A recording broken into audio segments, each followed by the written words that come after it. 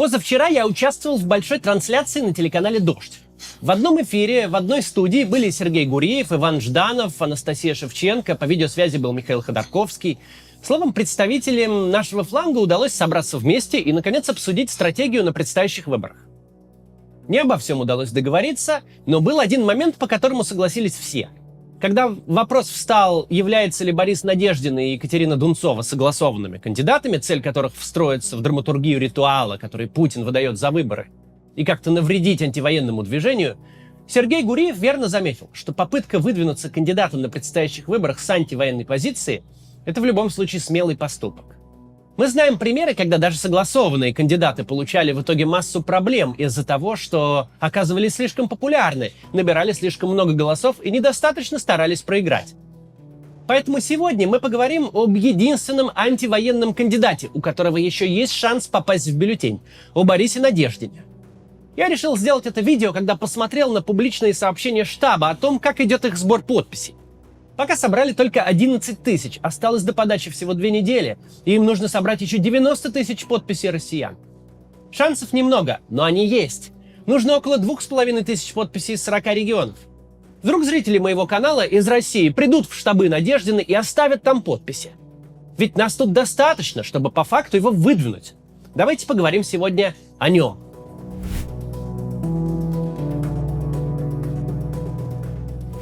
Может показаться странным, но демократа и либерала Бориса Надеждина, возможно, гораздо лучше знают зрители телевизионных политических шоу, чем моя аудитория. Для нас СПС и «Правое дело» — это что-то далекое и легендарное, времен Гайдара и Ирины Хакамады. Как эпоха динозавров. Мы с ними не особо пересекались, и нам кажется, что они остались лишь в наскальных рисунках. Но для телезрителей Борис Надеждин — знакомое лицо участника программ Андрея Норкина и Владимира Соловьева.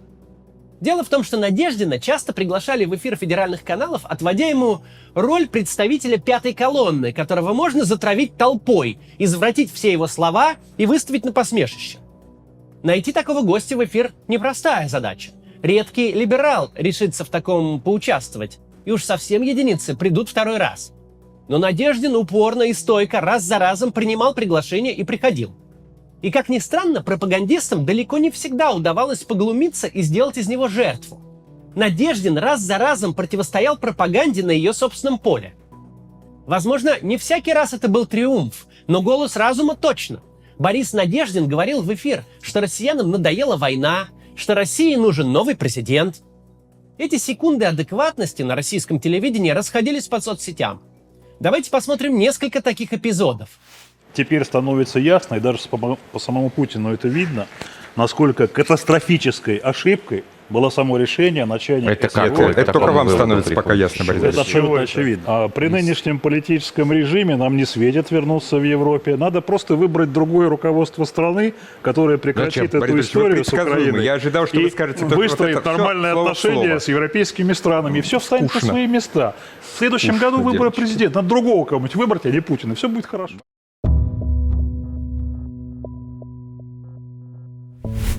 Борис Надеждин родился в 1963 году в Ташкенте и первые годы жил там с бабушкой и дедушкой, в то время как его родители учились в Москве, отец в физтехе, а мама в консерватории. В 6 лет родители забрали его из Узбекистана, и с тех пор Борис Надеждин живет в Подмосковье, в городе Долгопрудном.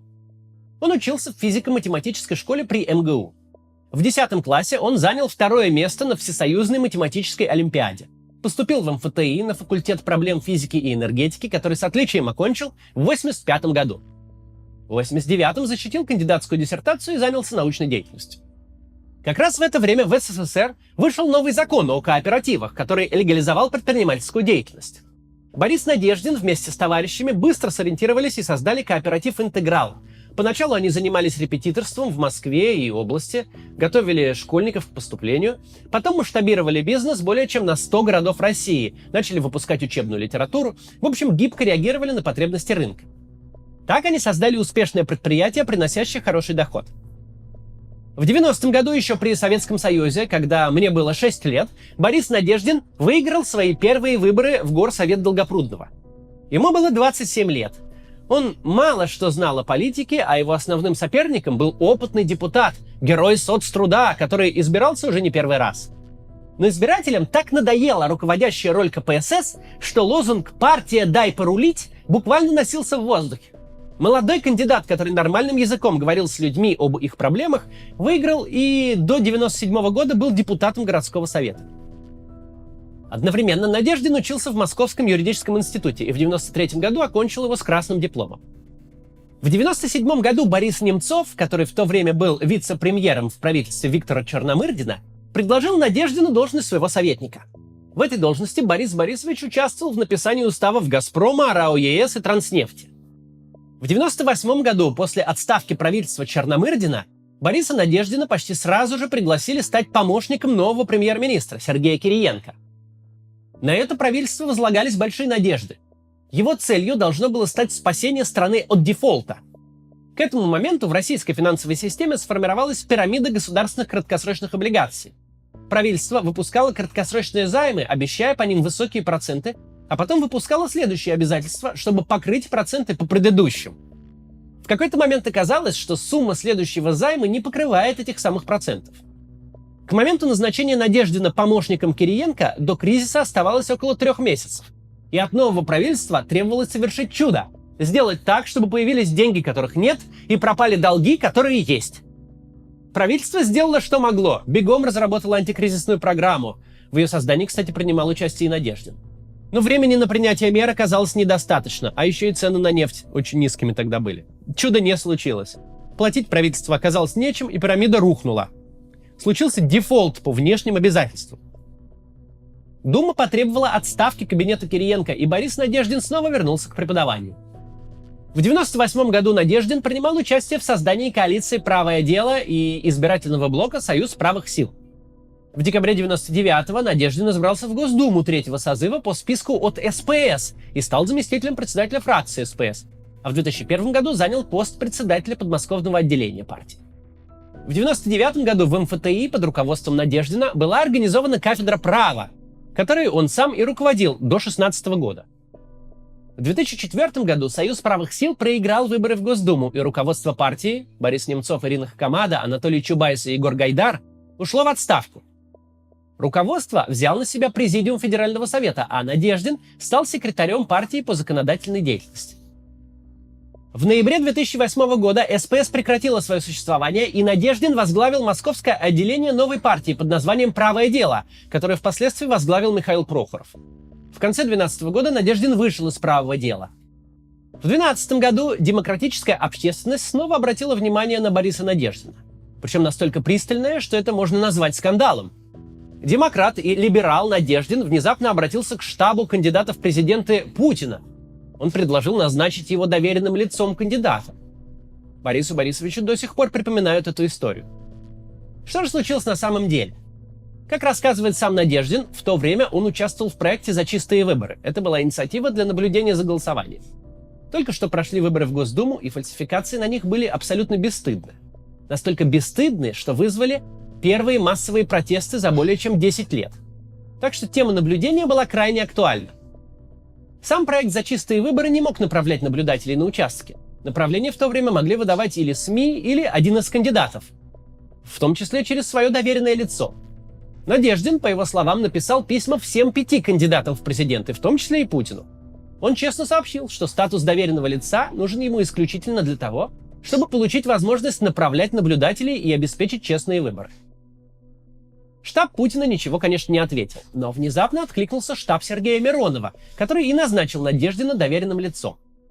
Вот такая история о том, на какие ухищрения приходится идти политикам в России, чтобы защитить выбор граждан. Наблюдателей тогда направили. Потом, правда, проект «За чистые выборы», насколько я помню, перестал быть адекватным, со временем его захватила администрация, и теперь он направляет формальных наблюдателей, которые нарушения не особо фиксируют.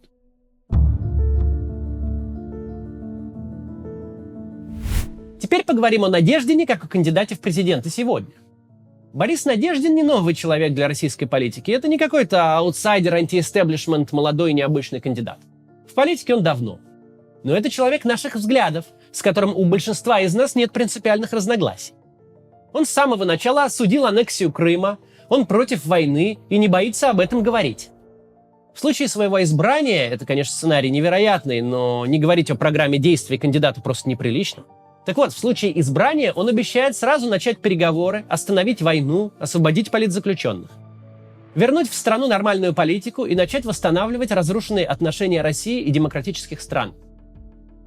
Если Борис Надеждин будет зарегистрирован кандидатом в президенты, у нас в бюллетене может появиться антивоенный кандидат наших взглядов. Мы знаем, что шансы на это невелики, и что такой кандидат для Путина сейчас очень опасен. Снять кандидата с выборов несложно. Председательница ЦИК Элла Памфилова может в любой момент завести старую песню. Мол, вы человек молодой, у вас вся жизнь впереди, приходите в следующий раз. Возможно, не для всех Надеждин кандидат мечты. Кому-то хочется, чтобы в бюллетене был Навальный, Яшин, Дунцова или какой-то другой достойный человек. Моложе или старше, или женщина. Правее, левее или с перламутровыми пуговицами. Но их в бюллетене точно не будет, а вот у Бориса Надеждина есть шансы. Сейчас он со всеми его взглядами является выдвинутым кандидатом и ведет сбор подписей. И если его все же зарегистрируют, он будет выделяться на фоне унылых провоенных кандидатов так же, как выделялся на фоне гостей Норкина и Соловьев. Избиратели увидят, что политика не сводится к единственному национальному лидеру, что им позволено выбирать. Но шанс на это появится только если Борис Надеждин сумеет выполнить требования ЦИК и собрать необходимые для регистрации 100 тысяч подписей. И тут мы переходим к главному. Уже и не вспомнить, когда нам в последний раз удавалось хоть что-то сделать, чтобы показать режиму, что мы против, чтобы хоть немного поколебать его устойчивость. Комментарии под всеми роликами у меня на канале переполнены предложениями. Давайте же что-нибудь сделаем. Кац, придумай, что можно сделать. И вот сейчас мы можем сделать очень простую, но важную вещь. Мы можем оставить подпись за кандидата в президенты России Бориса Надеждина. Если вы сейчас в России, пожалуйста, сделайте это в ближайшее время. Я никогда не призываю свою аудиторию ни к каким активностям, которые могут быть для нее опасны, и этот случай не исключение. Поставить подпись за одного из официально выдвинутых кандидатов – это безопасное действие. Борис Надеждин прошел фейс-контроль в ЦИКе, так что подписываться и агитировать за него сейчас можно, и это безопасно. Не было до сих пор ни одного прецедента, чтобы кого-то преследовали за подпись, оставленную за любого кандидата, какого бы то ни было. Если вам не нравится Надеждин, все равно поставьте за него подпись, потому что остальные кандидаты вам понравятся гораздо меньше. Даже если он не нравится вам идеологически, все равно поставьте, ведь важно, чтобы во время выборов был реальный выбор. И даже если вы голосовать будете за кого-то другого, все выиграют от того, что в бюллетене будет кандидат с такими взглядами. В описании я оставил ссылку на сайт избирательного штаба Бориса Надеждина. Там вы можете найти ваш город, прийти и поставить подпись. Вы можете прийти в любой из них, независимо от того, в каком регионе вы прописаны. Задача у штаба очень сложная. Им нужно собрать по 2500 подписей из 40 регионов. Но меня смотрит достаточно людей, чтобы эту задачу решить. Этот ролик посмотрит достаточно людей. Если прямо каждый из вас придет сегодня или завтра оставить подпись, не зарегистрировать Надеждина будет непросто. А кроме вас, моих зрителей, никто это не сделает. Не так уж и много осталось крупных медиаресурсов, напрямую принимающих участие в политике. И кажется, никто из них пока оставлять подписи не призывал. Так что надежда на нас с вами. Приходите. До завтра. Приглашаем вас на спектакль Максима Каца. Поговорим об истории России, о том, как она развивалась и в какую точку пришла сейчас. Кроме того, вместе с вами запишем ролик для канала на завтра, а в третьей части Максим ответит на вопросы из зала. Билеты на сайте maximkatz.com. До встречи в вашем городе!